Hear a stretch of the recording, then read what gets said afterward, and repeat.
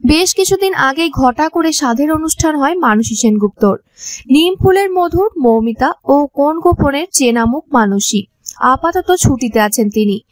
এদিন সাধু খান অভিনেত্রী, সাধের দিন তার গোটা পরিবার উপস্থিত ছিল, কিন্তু দেখা মেলেনি মানসীর স্বামীর।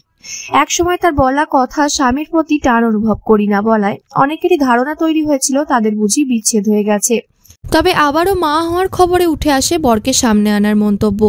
এর আগে মানসী সেনগুপ্তর স্বামী অভিজিৎ ঘোষকে দেখা গেছে। মানসী বলেছিলেন তার স্বামী ক্যামেরার সামনে আসতে খুব একটা স্বচ্ছন্দ বোধ করেন না।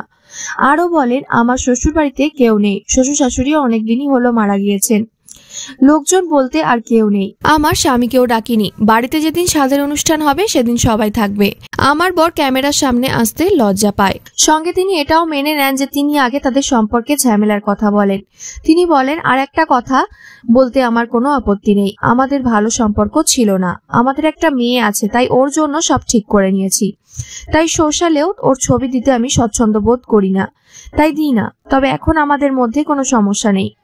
হাই রিস্ক প্রেগন্যান্সি মানসী, তাই রয়েছে বিশেষ সাবধানতা। সেই জন্য মাতৃকালীন ছুটিতে আছেন তিনি।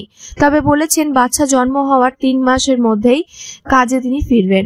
মানসী আরো বলেন, এবারেও একটা ফুটফুটে কন্যা সন্তান হোক এমনই সাধ তার মনে। তবে আবার ছেলে হলেও কোনো সমস্যা নেই। তবে মানসীর মেয়েও চায় ছোট বনু আসুক খেলার সঙ্গী হয়ে। ফেব্রুয়ারির শেষ বা মার্চের শুরুতেই আসছে নতুন সদস্য।